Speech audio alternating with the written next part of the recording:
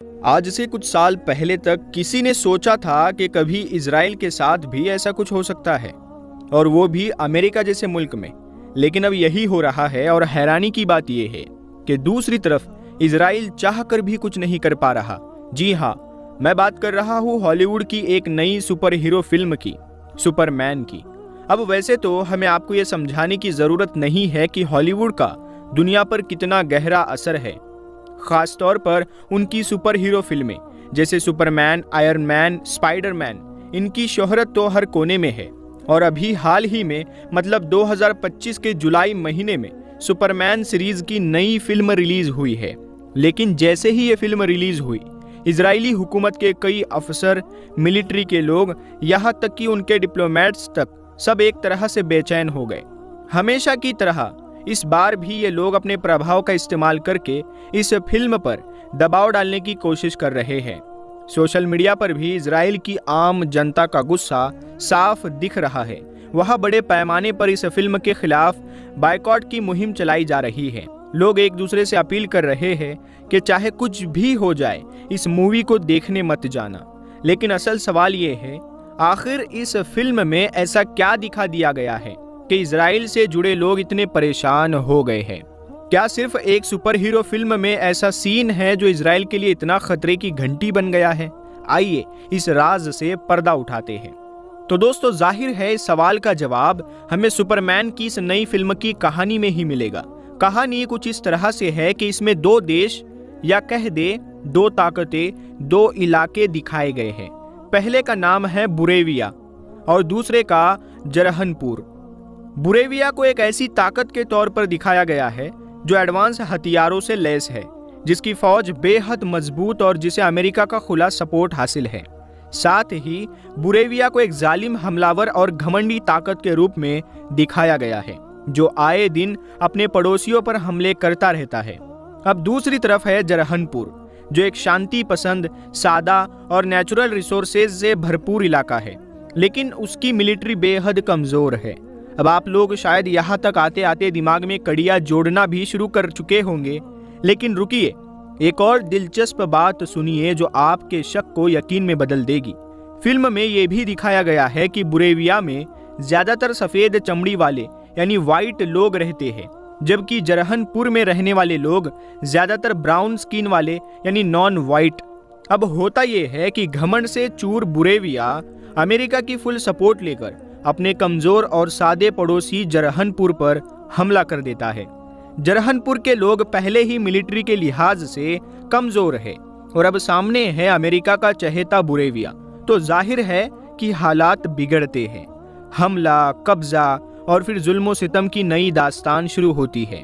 और फिर ऐसे ही दर्द भरे हालात होते हैं, सुपर हीरो यानी सुपरमैन की एंट्री होती है। लेकिन मजेदार बात यह है कि सुपरमैन किसी बड़े और ताकतवर देश का साथ नहीं देता, बल्कि उस कमजोर मजलूम जरहनपुर के लोगों की तरफ खड़ा हो जाता है।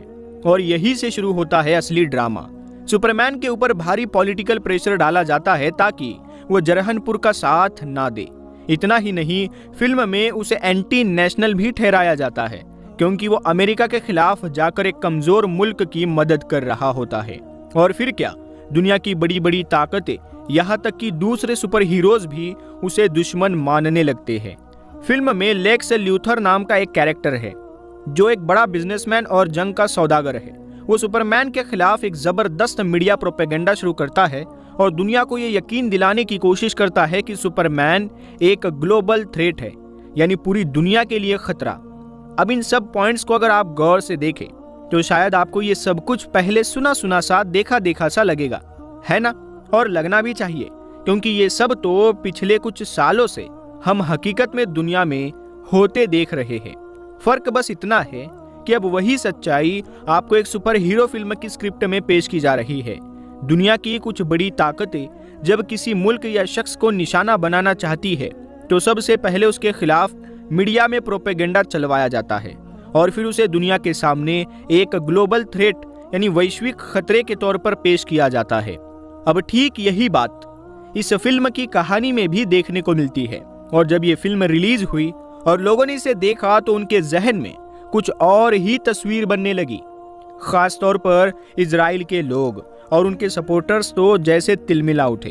फौरन ही इस मूवी का बॉयकॉट करना शुरू कर दिया और फिल्म बनाने वालों को एंटी इजराइल और एंटी यहूदी तक कहना शुरू कर दिया। उनका मानना है कि यह पूरी कहानी दरअसल इजराइल और फिलिस्तीन की कहानी पर बनी है, जबकि दूसरी तरफ एक और तबका है जो कहता है कि फिल्म को सिर्फ फिल्म की तरह देखा जाना चाहिए।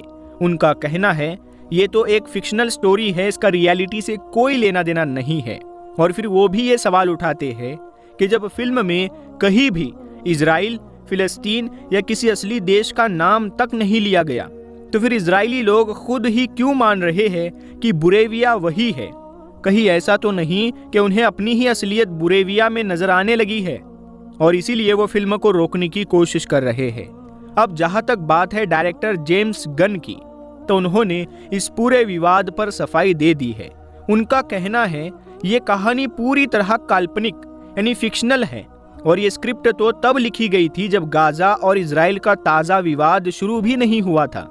लेकिन दोस्तों, डायरेक्टर खुद को बचाने के लिए चाहे कुछ भी कहे, हकीकत तो ये है कि अगर कोई इंसान जरा सी भी जियोपॉलिटिक्स की समझ रखता है तो वो जैसे ही फिल्म देखना शुरू करेगा उसे तुरंत पता चल जाएगा कि ये किस पर बनी है और किसको दिखाया जा रहा है। क्योंकि बातें भले ही फिक्शनल दिखे, लेकिन संकेत और प्रतीक, सिंबोलिज्म बहुत कुछ कह जाते हैं। और इस फिल्म में तो हर सीन जैसे खुद बोल रहा हो। स्टोरी को छोड़िए, सिर्फ उन दो इलाकों यानी बुरेविया और जरहनपुर के लोगों को देख लीजिए। उनके रहन सहन, उनके चेहरे, उनकी जमीन, उनका कल्चर, सब कुछ देख कर ही अंदाजा लगाया जाता है कि ये दुनिया के किन दो हिस्सों से हूबहू मेल खा रहे हैं। और अब तो सोशल मीडिया पर लोग इस फिल्म के ऐसे कई सीन, फोटोज और वीडियोस भी शेयर कर रहे हैं जो पिछले कुछ सालों में गाजा या फिलिस्तीन के किसी हिस्से में हुए असली हादसों से बिल्कुल मिलते जुलते हैं। यानी फिक्शन के नाम पर हकीकत दिखाई दी गई और अब वो हकीकत दुनिया की आंखों के सामने तेजी से वायरल हो रही है। अब आप में से जितने भी लोग ये मूवी देख चुके हैं या इस मामले में थोड़ा बहुत रिसर्च कर चुके हैं, तो आप अपनी राय जरूर बताइए। नीचे कमेंट बॉक्स में लिखिए कि आपको क्या लगता है, क्या वाकई ये कहानी इजराइल फिलिस्तीन से मिलती है या सिर्फ ये एक इत्तेफाक है। अगर आपको ये वीडियो इन्फॉर्मेटिव लगी हो तो इसे लाइक ज़रूर करें, अपने दोस्तों और फैमिली के साथ शेयर करें और ऐसी ही नॉलेजेबल और हिस्टोरिकल वीडियोस के लिए हमारे चैनल पठान वॉइस को ज़रूर सब्सक्राइब करना। साथ ही बेल आइकन दबा दे ताकि हर अगली वीडियो का नोटिफिकेशन आपको सबसे पहले मिले। मिलते हैं एक और नई दिलचस्प वीडियो में, तब तक के लिए अल्लाह हाफिज़।